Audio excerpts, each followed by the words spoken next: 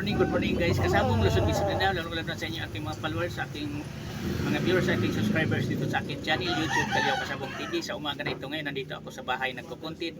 Ipapakita ko sa inyo, ito namang hawak ko ngayon na manok. Ito siya ang linyada na minamanok ko rin na Black High Action Black. Malapit na matapos sa paglugon, makumpleto ang balahibo niya. Medyo mahaba-haba na ang buntot, pinutulan ko na ang tahid.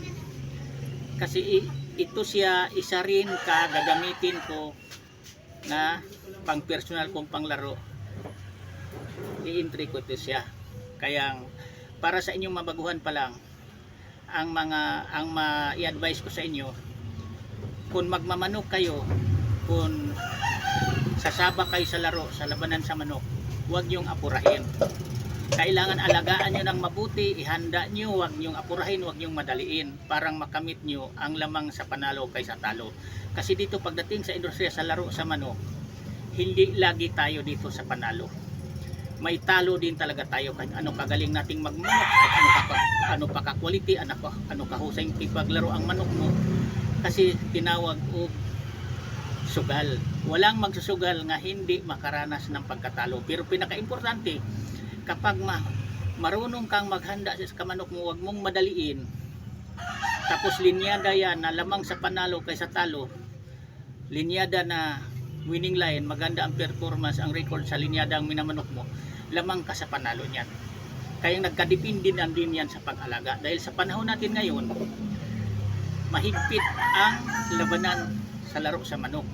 Dahil karamihan ngayon sa nagmamanok, hindi na basta-basta ang kanilang minamanok, mga quality na rin.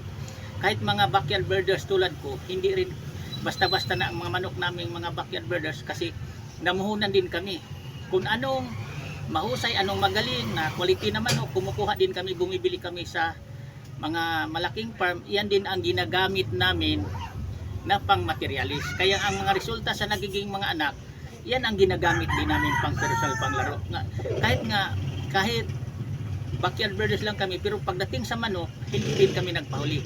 Kung anong mayroong linyada na dugo sa mga malaking farm, mayroon na din kaming mga backyard birders. Yan ang totoo. Kaya ang pagbibreed ko ng manok, hindi lang ang interest ko dito, nagbibreed ako, binta na binta lang, parang kumikita ako.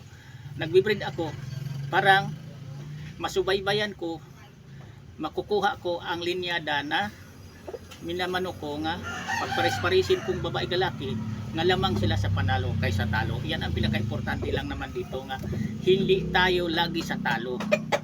Kailangan din mailagay naman tayo sa panalo. Pinaka-importante ang pag-alaga. Nagkadepende na yan sa pagkondisyon, paghanda, parang makamit natin ang tinatawag nga lamang tayo sa panalo kaysa talo. Dahil sa panahon ngayon, parehas quality ang manok, parehas magaling magkondisyon ang tao, marunong maghanda. Doon naman kayo magkatalo niyan sa conditioning o sa linyada sa minamanok nyo. Kasi alam nyo ba, ang manok talaga nga maayos, mahusay linyada nga winning line, gawagin, mananalo.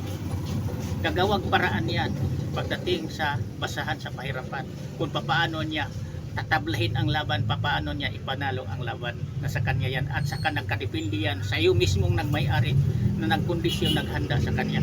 Kung di ka nagkulang, hindi ka mapahiya.